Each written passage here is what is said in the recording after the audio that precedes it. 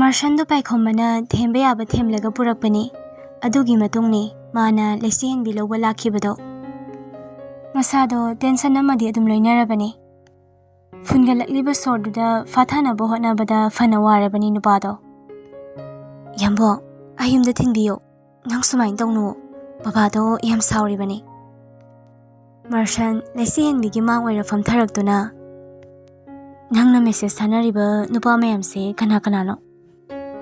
Note ꯍꯪꯅꯔꯛꯑꯝꯕꯩ ꯉꯥꯛꯇꯅꯤ, ꯊꯥꯖꯗ꯭ꯔꯒ ꯌꯦꯡꯉꯣ꯫ ꯊꯣꯏꯍꯦꯟꯕꯤ ꯏꯔꯤꯡꯉꯥꯟꯕꯤꯒ ꯊꯥꯅꯔꯤ ꯃꯦꯁꯦꯖꯁꯦ ꯀꯩꯅꯣ? ꯂꯨꯍꯣꯡꯕ ꯇꯣꯛꯄ, ꯑꯍꯤꯡ ꯂꯦꯟꯕꯁꯨ ꯅꯠꯇꯦ ꯀꯥꯏꯅ꯫ ꯂꯩꯆꯤꯍꯦꯟꯕꯤ ꯈꯨꯝꯗꯦ꯫ ꯑꯗꯨꯛ ꯇꯝꯊꯤꯕ ꯁꯛꯂꯣꯟ ꯂꯧꯔꯛꯀꯅꯤꯗꯤ ꯈꯪꯖꯗꯕꯅꯤ ꯅꯨꯄꯤꯗꯣ꯫ ꯃꯥꯔꯁꯟ ꯐꯣꯟꯗꯣ ꯑꯣꯠꯄ ꯌꯥꯕ ꯑꯣꯠꯂꯒ ꯃꯈꯣꯡꯅ ꯅꯦꯠꯈꯥꯏꯗꯨꯅ ꯅꯨꯄꯤꯗꯨꯒꯤ ꯃꯥꯡꯗ ꯊꯨꯒꯥꯏ꯫ ꯂꯩꯆꯤꯍꯦꯟꯕꯤꯗꯤ ꯃꯤꯍꯨꯜ ꯁꯨꯈꯤꯗ꯭ꯔꯦ꯫ ꯃꯥꯔꯁꯟ ꯅꯨꯄꯤꯗꯨꯒꯤ ꯃꯁꯝꯗꯣ ꯃꯈꯨꯠꯅ ꯁꯨꯄꯥꯏ ꯄꯥꯏꯗꯨꯅ ꯐꯃꯨꯡꯗꯨꯗ ꯂꯥꯛꯇꯅ ꯏꯟꯊꯨꯏ꯫ ꯌꯥꯝꯕꯣ, ꯑꯩꯅ ꯍꯥꯏꯖꯩꯁꯦ ꯍꯥꯟꯅ ꯑꯝꯇ ꯇꯥꯕꯤꯌꯨ꯫ ꯅꯪꯅ ꯑꯣꯏꯗ ꯄꯥꯗꯕ ꯄꯪꯍꯥꯏ ꯍꯥꯏꯖꯤꯜꯂꯒ ꯑꯩꯅ ꯊꯥꯖꯅꯤ ꯈꯜꯂꯤꯔꯣ? ꯅꯄꯥꯅ ꯁꯤꯟꯕ ꯈꯨꯖꯤꯟ ꯊꯧꯔꯥꯡꯁꯨ ꯑꯩꯅ ꯈꯪꯂꯣꯏꯁꯤꯔꯣ?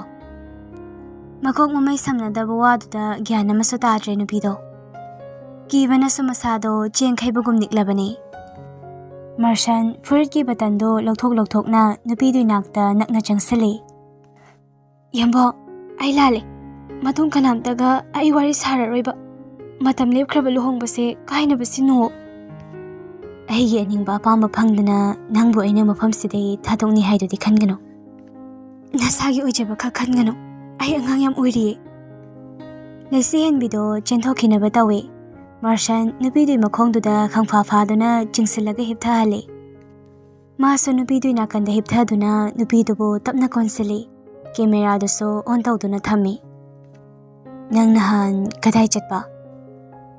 ꯂꯩꯆꯤꯍꯦꯟꯕꯤ ꯀꯞꯇꯦꯗ ꯈꯥꯛꯂꯦ, ꯀꯤꯅ ꯄꯥꯎꯈꯨꯝ ꯄꯤ꯫ ꯌꯥꯝꯕꯣ, ꯏꯃꯥꯟꯅꯕꯤꯒꯤ ꯕꯥꯔꯗꯦ ꯑꯃ ꯆꯠꯄꯅꯦ꯫ ꯑꯩꯉꯣꯟꯗꯩ ꯄꯔꯃꯤꯁꯟ ꯂꯧꯔꯝꯕ꯭ꯔꯥ ꯅꯪ? ꯍꯥꯏꯒꯦ ꯇꯧꯔ ꯀꯥꯎꯔꯦ꯫ ꯅꯪ ꯆꯦꯜꯂꯨꯔꯦꯗꯤ ꯅꯁꯥꯅ ꯅꯤꯡꯁꯤꯡꯖꯕ꯭ꯔꯥ? ꯃꯇꯨꯡ ꯑꯩꯉꯣꯟꯗ ꯇꯥꯛꯂꯝꯗꯅ ꯆꯠꯊꯣꯛꯈꯤꯗ꯭ꯔꯣ ꯌꯨꯝꯗꯩ? ꯆꯠꯊꯣꯛꯑꯔꯣꯏ꯫ ꯃꯥꯔꯁꯟ ꯈꯣꯟꯖꯦꯜꯗꯣ ꯏꯁꯣꯟ ꯁꯣꯟꯊꯅ ꯀꯧꯔꯛꯏ꯫ ꯑꯕꯦꯝꯃ, ꯀꯩ ꯍꯥꯏꯒꯦ ꯌꯥꯝꯕꯣ? ꯑꯩꯁꯤꯕꯨ ꯐꯠꯇꯕ, ꯏꯁꯥꯒꯤꯗ ꯈꯟꯕ ꯃꯤ ꯃꯥꯟꯕ꯭ꯔꯅꯦ? ꯅꯨꯄꯤꯗꯨ ꯇꯨꯃꯤꯟ ꯂꯩ꯫ ꯃꯥꯔꯁꯟ ꯃꯈꯥ ꯇꯥꯔꯛꯏ꯫ ꯄꯥꯈꯠꯀꯅꯨ, ꯑꯩꯕꯨ ꯍꯪꯒꯣꯏꯒꯅꯨ, ꯑꯀꯤꯕ ꯃꯇꯧꯁꯨ ꯎꯠꯀꯅꯨ꯫ ꯑꯩ ꯅꯁꯥꯅ ꯌꯥꯗꯅ ꯅꯪꯕꯨ ꯅꯝꯐꯨ ꯁꯥꯐꯨꯗ ꯑꯩꯒꯤ ꯑꯣꯏꯒꯗꯕ ꯅꯨꯄꯥꯗꯣ ꯅꯠꯇꯦ꯫ ꯂꯩꯆꯤꯍꯦꯟꯕꯤꯁꯨ ꯋꯥꯍꯪ ꯑꯃ ꯍꯪꯂꯛꯏ꯫ ꯌꯥꯝꯕꯣ, ꯍꯦꯟꯖꯥꯊꯣꯏꯕꯤꯁꯦ ꯀꯃꯥꯏꯅ ꯊꯦꯡꯅꯔꯛꯏꯅꯣ? ꯃꯥꯔꯁꯟ ꯁꯣꯔ ꯑꯃ ꯁꯥꯡꯅ ꯍꯣꯟꯗꯣꯛꯏ꯫ ꯀꯅꯥꯗꯁꯨ ꯂꯤꯔꯔꯣꯏ ꯈꯟꯕꯅꯤ ꯋꯥꯔꯤꯗꯨꯃꯗꯤ, ꯂꯣꯠꯂꯒꯦꯁꯨ ꯈꯟꯕꯅꯤ꯫ ꯑꯗꯨꯕꯨ ꯃꯥꯒꯤꯅ ꯍꯥꯏꯅ ꯄꯨꯟꯁꯤ ꯆꯨꯞꯄ ꯆꯠꯃꯤꯟꯅꯒꯗꯧꯔꯤꯕ ꯅꯨꯄꯤꯁꯤꯗꯗꯤ ꯋꯥꯔꯤꯗꯣ ꯂꯣꯠꯁꯤꯟꯒꯦ ꯈꯜꯂꯨꯗ꯭ꯔ ꯃꯥꯜꯂꯦ꯫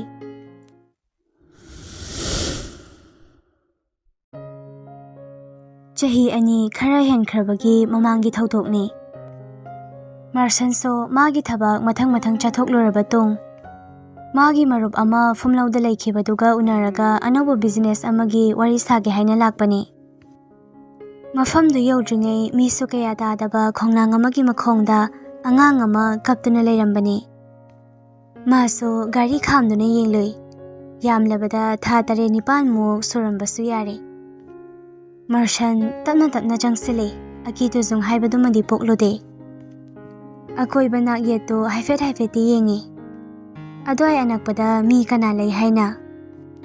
ꯑꯗꯨꯕꯨ ꯑꯃꯠꯇ ꯎꯒꯦ ꯐꯪꯈꯤꯗꯕꯅꯤ꯫ ꯃꯥꯁꯨ ꯆꯤꯜꯗ꯭ꯔꯦꯟ ꯍꯣꯝ ꯍꯥꯡꯗꯨꯅ ꯂꯩꯕ ꯑꯣꯏꯕꯅ ꯑꯉꯥꯡꯗꯨꯕꯨ ꯄꯣꯝꯈꯠꯂꯤ꯫ ꯑꯉꯥꯡꯗꯣ ꯄꯨꯔꯛꯄ ꯅꯨꯃꯤꯠꯇꯨꯅꯤ꯫ ꯄꯥꯏꯈꯣꯝꯕꯅ, ꯑꯥꯔꯒꯦ, ꯑꯉꯥꯡꯁꯦ ꯑꯗꯨꯝ ꯃꯈꯣꯏ ꯄꯨꯟꯅ ꯊꯝꯂꯁꯦ꯫ ꯅꯪꯅ ꯇꯣꯉꯥꯟꯅ ꯌꯣꯛꯄ ꯍꯥꯏꯗꯣ ꯃꯄꯥꯟ ꯂꯝꯗ ꯉꯥꯛ ꯂꯩꯇ ꯆꯠꯊꯣꯛ ꯆꯠꯁꯤꯟ ꯇꯧꯗꯨꯅ ꯂꯣꯏꯁꯤꯟꯗꯕ ꯌꯥꯗꯕ ꯑꯩꯈꯣꯏꯒꯤ ꯊꯕꯛ ꯃꯌꯥꯝ ꯑꯃ ꯂꯩꯔꯤ꯫ ꯌꯦꯛꯅꯕꯅ ꯇꯨꯡꯃꯥꯡ ꯀꯣꯏꯁꯤꯜꯂꯛꯂꯕ ꯃꯇꯝꯁꯤꯗ ꯑꯉꯥꯡꯁꯤꯕꯨ ꯅꯪꯅ ꯇꯣꯉꯥꯟꯅ ꯊꯝꯂꯒ ꯌꯦꯡꯁꯤꯟꯕ ꯍꯥꯏꯁꯦ ꯑꯩꯈꯣꯏꯒꯤꯁꯨ ꯑꯉꯥꯡꯁꯤꯒꯤꯁꯨ ꯈꯨꯗꯣꯡꯊꯤꯅꯕ ꯃꯆꯥꯛ ꯑꯃ ꯑꯣꯏꯔꯛꯀꯅꯤ꯫ ꯂꯣꯌꯥꯅ, ꯑꯩꯒꯤ ꯋꯥꯈꯜꯗꯗꯤ ꯁꯣꯁꯤꯌꯦꯜ ꯃꯤꯗꯤꯌꯥꯗ ꯊꯥꯒꯠꯂꯒ ꯑꯉꯥꯡꯁꯤꯒꯤ ꯃꯃꯥ ꯃꯄꯥ ꯑꯁꯦꯡꯕꯗꯨꯒꯤ ꯈꯣꯡꯒꯨꯜ ꯂꯤꯕꯅ ꯐꯩ ꯍꯥꯏꯅ ꯈꯜꯂꯤ꯫ ꯂꯣꯌꯥꯅ, ꯑꯩꯒꯤ ꯋꯥꯈꯜꯗꯗꯤ ꯁꯣꯁꯤꯌꯦꯜ ꯃꯤꯗꯤꯌꯥꯗ ꯊꯥꯒꯠꯂꯒ ꯑꯉꯥꯡꯁꯤꯒꯤ ꯃꯃꯥ ꯃꯄꯥ ꯑꯁꯦꯡꯕꯗꯨꯒꯤ ꯈꯣꯡꯒꯨꯜ ꯂꯤꯕꯅ ꯐꯩ ꯍꯥꯏꯅ ꯈꯜꯂꯤ꯫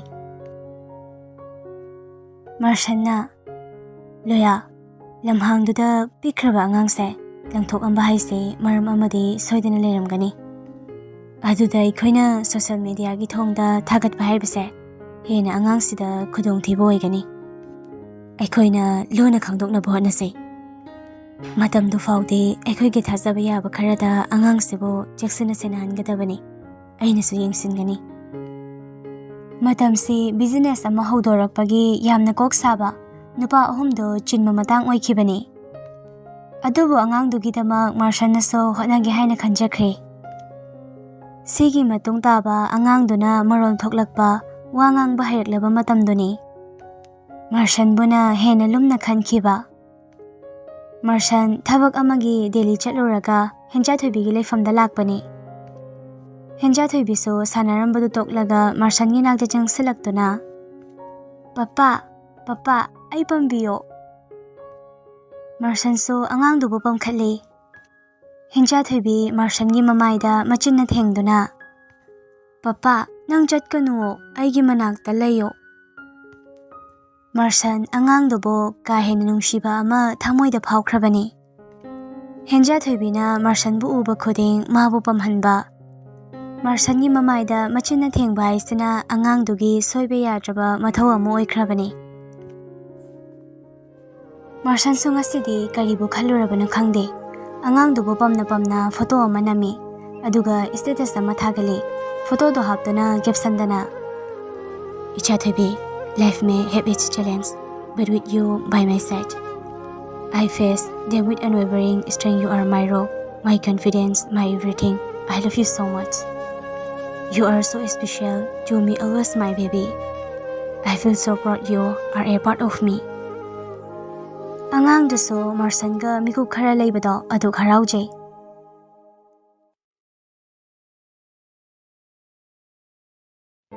Ranina, Ichathoibi, Leisihenbi mamagi khonjelduda ikhangkhangni yenglei.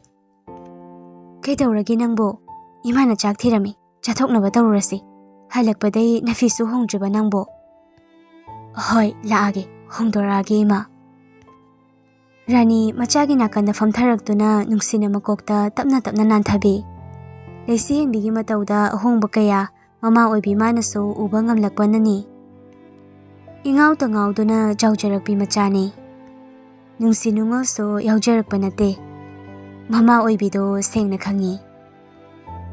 Ichathoibi, thokhraba hanjinbasu yararoidaba thodoktugidamak wakhal henjina khanduna nasana nasabo wahangano. Punsi haibase khuba khunamni. Kanaso tamba ngamba nate. Soikhrabadi soikhredana. Aduda nangna wakhal henjina khanjilaga nasana nasada awaba pizaraga halakpa yagadabasu nate. Adunani Ichathoibi tungda lakadabasingda cheksilaga loire. Leisihenbi mapido khazai thakta sintharakli. Khonjel thokna kaplubasu ngamjada maichak tu khangnaba hotnabada mahasengna ihamdi warabani. Marshanna angangdubo ningjaba nungsijaba matawdu ururaga amukso yam kahena nungaitaba ama phawbani. Marshanna tamlakpa lirakpa wari kayado mamada tamthoklasira khali. Maichak tu phangani khangna angangdubo konsinkiba mana lanba tagadra. Thamoido taniktabasu ngamjade. Machagi matawda Ranina. Ichathoibi, nangbu kaidawrage. Kaiginu nangna asumna kaplisibo. Nangna warido mamada sengna hayo. Nasana tanda phumjilaga thamladi kamdawni. Rani wahaido haina machagi tarakliba mapido makhotna nungsina taithokpi.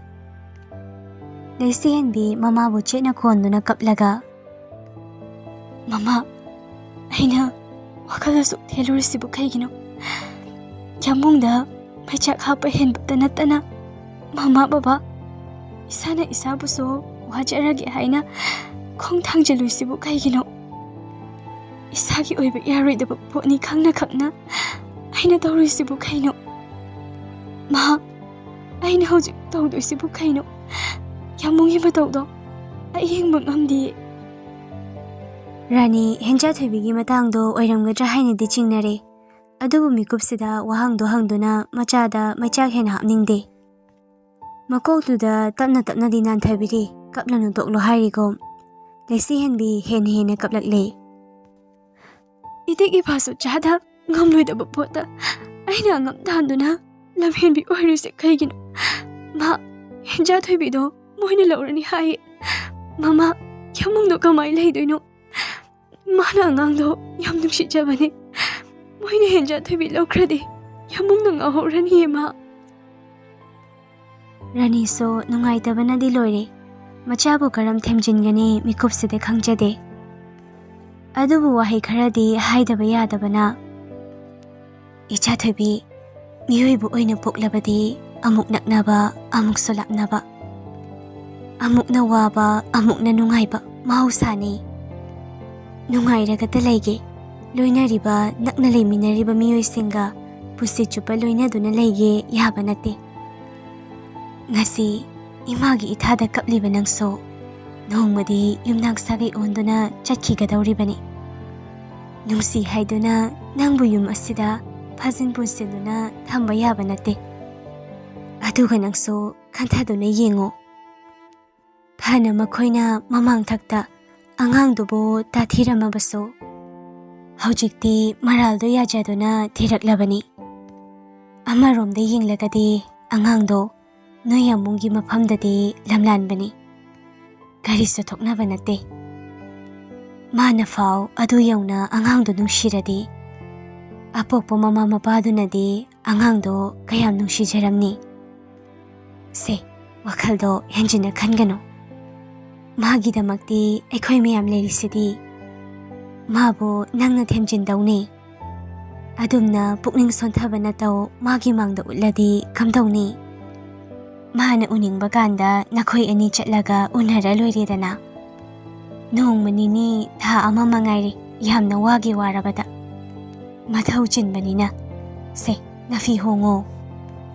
Lesi henbibo mathadagi puthokbiduna mapido sitnana taythoi. Lao ko ima isinga yaramagi. Kanadabada yam khanjingano. Rani suthokre. Lesi henbiso mapimaron hongdoi. Nupaduda text amadi iduna thasira khanmani adubo chak hana charuragi khana chakhomdo oina lagle wanglembagi yumdudi irang langi mamanaba kharasu kauduna punna chak chamine migi awabadi thoinasu usin khangjilude mi hana khraba tungduni ningthiga wanglembagado makhoigi famungda punna faminaduna wari tawre ningthina Aidi ichana yumsida lakadaba numito ngaiba ngamjre. Kuidrabani. Hayengdi ichagi setnaba mapi maron ahanba phasaba khwaidi tangba mayam ama leiruse. Hoi, soiduna jasiko. Khangdi. Mangluraba aikhoigi asengba iralama halakpase. Wakase aifam tawfum khangdana nungaiba ama phawi. Sidagidi imana aigi khutsu chabirani ko.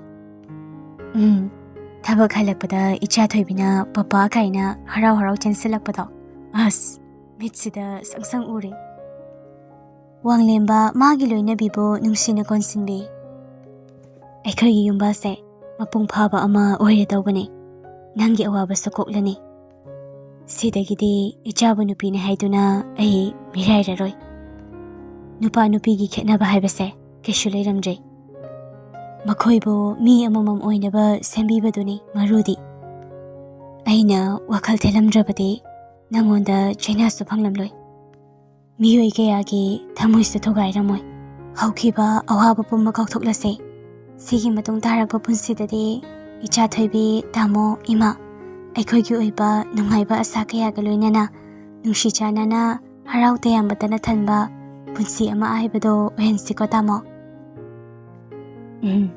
Aina namana chagi awatpa amada sulehendana nungaina thamgani. Nangna waba ahin kaya lona kapchabado. Taibang sembiba mapumana ubiduna. Haujikti nangi awaba kokhanbidawre. Sidagi hena nungaiba mikup amada punsida amuk lakani haiba thasade. Ichabu ithada numidang khuding konsenduna tuminaba phanglani. Ichagi nausum isay saktuna Mahabu sumbasu phanglani.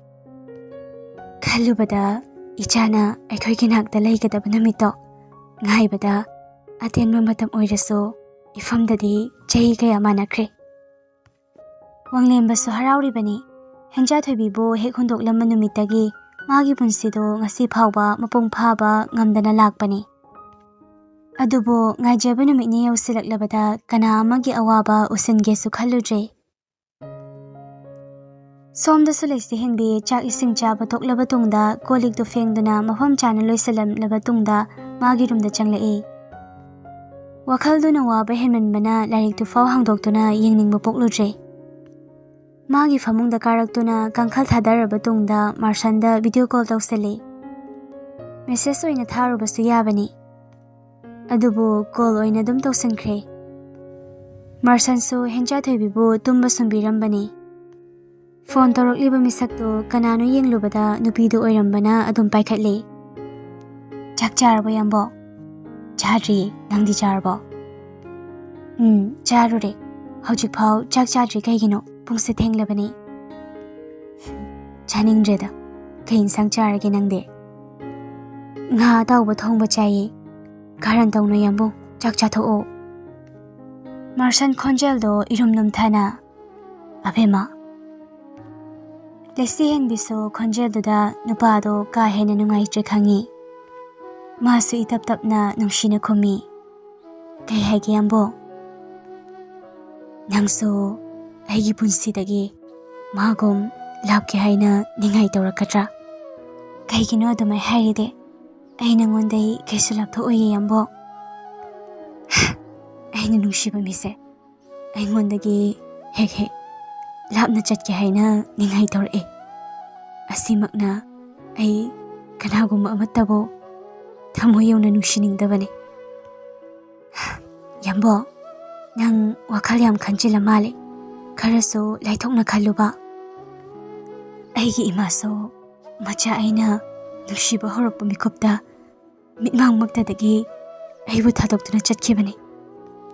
Hojik phawba aina khongwa lidunaso matik chadaba macha oirubana phangba ngamde. Family habado isa itanta oiduna laklaba. Oisu oiradaba aina kaigino oiba yaroi khangna aigi sunataba mabo asuk nungshiruba pamjaruba kala uba aigi na haina lengdana lehendingluba. Ithada ngasigi mikopsegom lengdana punsigi lehendinglubase. Kanasu nungshiba yadaba aina kaigino hanjina nungshirubase.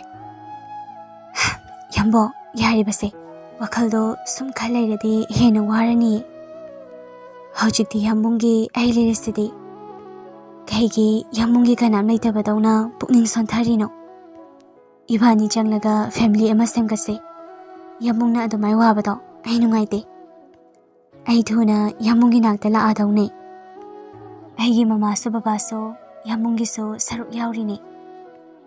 Yambungna nante khalaso aigiso nanakta lakpa mikoptei yambungna aigi ima baba aigi ipuraiba khudingma yambungna oidoine. Yambungiso aina oidoine se ai nungshidrabo. Marsan nupa natabago mapi ira chele. Wahai amadaso jinbaldagi kangthokpa ngamda nupidubu munna nungshina mapi ira chena yenglai.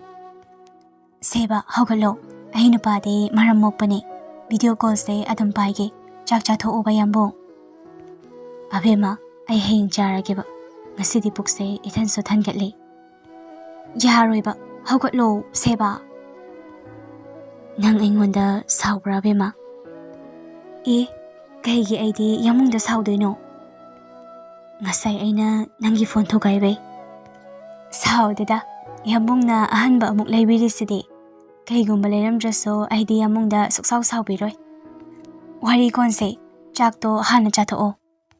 Seba to lagane aingonda su ilao insang mahaw yengeba. Marshando hojikta maithongda no fetawdona. Masidiba. Hoi, payuko. Ay hogolaga jakhum change. Yes, boss. Marshansu phone to paina jakhum lamda lae. Paikhombasu yerum tu tawduna leirami. ꯃꯥꯔꯁꯟꯁꯨ ꯂꯥꯛꯄꯗꯨꯗ ꯍꯔꯥꯎ ꯍꯔꯥꯎ ꯀꯧꯁꯤꯜꯂꯤ. ꯂꯥꯛꯑꯣ ꯆꯥꯛ ꯆꯥꯊꯣꯛꯑꯁꯤ. ꯑꯩꯁꯨ ꯆꯥꯗꯕꯤ ꯅꯪ ꯉꯥꯏꯔꯝꯃꯤꯅꯤ. ꯌꯥꯔꯦ, ꯅꯊꯟ ꯆꯥꯗꯣꯏ ꯇꯧꯔꯝꯃ ꯑꯩ ꯉꯥꯏꯔꯝꯃꯤ ꯀꯥꯏꯅ ꯄꯛꯇ꯭ꯔꯦ. ꯉꯁꯥꯏꯅ ꯅꯪꯕꯨ ꯆꯥꯔꯣꯏꯗꯥꯏ? ꯍꯣ ꯂꯥꯝꯃꯛꯑꯕ ꯑꯗꯨꯅ ꯆꯥꯔꯅꯤ. ꯅꯪ ꯅꯨꯄꯤꯅ ꯍꯥꯏꯕꯩ ꯂꯥꯛꯄꯗꯤ ꯅꯠꯇꯕ. ꯑꯗꯨꯃꯥꯏ ꯈꯜꯂꯁꯨ ꯀꯥꯏꯗꯦ. ꯐꯩꯗ ꯑꯐꯕ ꯋꯥꯗ ꯃꯣꯔꯥ ꯑꯣꯟꯕꯗꯤ ꯃꯤꯅꯁꯨ ꯂꯥꯏꯅꯁꯨ ꯁꯥꯎꯗꯕꯅꯤ. ꯅꯪ ꯐꯪꯗꯕꯒꯤ ꯆꯥꯛꯄ ꯃꯥꯜꯂꯦ. ꯆꯥꯛꯆꯗꯦ. ꯅꯪꯗ ꯒ꯭ꯌꯥꯟ ꯇꯥꯗꯅ ꯂꯩꯔꯗꯤ ꯐꯔꯦ ꯍꯥꯏꯔꯤꯅꯤ. ꯑꯗꯨꯗꯤ ꯆꯥꯛꯄꯩ ꯃꯅꯝꯁꯦ ꯀꯥꯏꯗꯩꯅꯣ? ꯃꯤꯁꯤꯡꯁꯦ ꯅꯨꯄꯤ ꯑꯃꯃꯝ ꯐꯪꯅꯈꯤꯕꯗꯩ ꯌꯥꯝ ꯐꯥꯎꯅꯔꯦꯗ. ꯑꯩꯁꯨ ꯍꯌꯦꯡꯗꯤ ꯅꯨꯄꯤ ꯑꯝꯇ ꯕꯥꯏꯛ ꯃꯅꯤꯡꯗ ꯍꯥꯞꯄꯒ ꯅꯩꯕ ꯁꯥꯔꯨꯁꯤꯔ ꯈꯪꯗꯦ. ꯔꯥꯏꯁ ꯀꯨꯀꯔ ꯑꯀꯣꯞꯄ ꯃꯥꯟꯕ ꯅꯪꯉꯣꯟꯗ ꯅꯨꯄꯤꯅ ꯌꯥꯕꯤꯔꯛꯑꯅꯤ ꯁꯣꯏꯗ꯭ꯔꯦ. ꯅꯨꯄꯥ, ꯅꯪꯗꯨꯗꯤ ꯎꯁꯤꯠꯃꯟꯗꯦꯍꯦ. ꯃꯥꯔꯁꯟ ꯐꯣꯟꯗ ꯑꯣꯟꯁꯤꯟꯗꯨꯅ, ꯑꯕꯦꯝꯃ, ꯑꯩ ꯆꯥꯛ ꯆꯥꯊꯣꯛꯄꯒ ꯇꯧꯔꯛꯀꯦꯀꯣ. ꯄꯥꯏꯈꯣꯝꯕꯒ ꯄꯨꯟꯅ ꯆꯥꯃꯤꯟꯅꯔꯒꯦꯕ. ꯇꯨꯝꯂꯝꯒꯅꯨ ꯅꯪꯁꯨ. ꯑꯩ ꯉꯥꯏꯕ ꯑꯣꯏꯅ ꯂꯥꯏꯔꯤꯛ ꯉꯥꯏꯍꯥꯛ ꯄꯥꯊꯣꯛꯑꯝꯃꯣ. ꯍꯣꯏ ꯌꯥꯝꯕꯣ.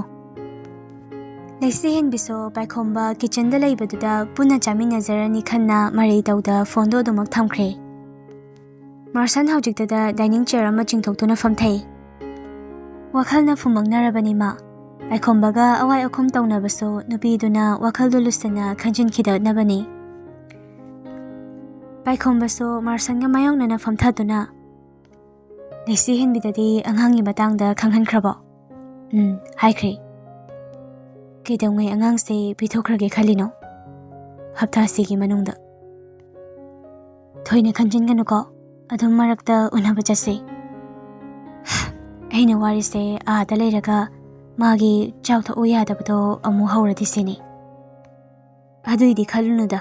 ꯃꯃꯥꯅ ꯊꯦꯝꯕꯗ ꯑꯗꯨꯝ ꯌꯥꯈꯤꯅꯤ. ꯅꯣꯡꯃ ꯅꯤꯅꯤ ꯃꯉꯥꯏꯔꯦ ꯅꯤꯡꯉꯥꯏ ꯆꯀ꯭ꯔꯤ ꯇꯧꯒꯦꯅ ꯇꯧꯔꯕꯗ. ꯃꯥꯔꯁꯟ ꯁꯣꯔ ꯑꯃ ꯁꯥꯡꯅ ꯍꯣꯟꯊꯗꯨꯅ, ꯉꯁꯤꯗꯤ ꯍꯤꯗꯥꯛ ꯈꯔ ꯄꯥꯏꯁꯦ. ꯄꯥꯏꯈꯣꯝꯕꯁꯨ ꯃꯥꯔꯁꯟ ꯃꯀꯣꯛ ꯄꯨꯕ ꯉꯝꯗ꯭ꯔꯦ ꯈꯪꯕꯅ ꯋꯥ ꯃꯈꯥ ꯇꯥꯗꯦ. ꯐ꯭ꯔꯤꯖꯇꯒꯤ ꯋꯥꯏꯟ ꯕꯣꯇꯜ ꯑꯃ ꯄꯨꯊꯣꯔꯛꯏ. ꯑꯆꯥꯄꯣꯠ ꯈꯔꯒ ꯍꯧꯈꯤꯕ ꯑꯣꯝꯂꯦꯠꯇꯨꯒꯁꯨ ꯍꯥꯞꯇꯨꯅ ꯗꯥꯏꯅꯤꯡ ꯇꯦꯕꯜꯗꯨꯗ ꯊꯝꯂꯛꯏ.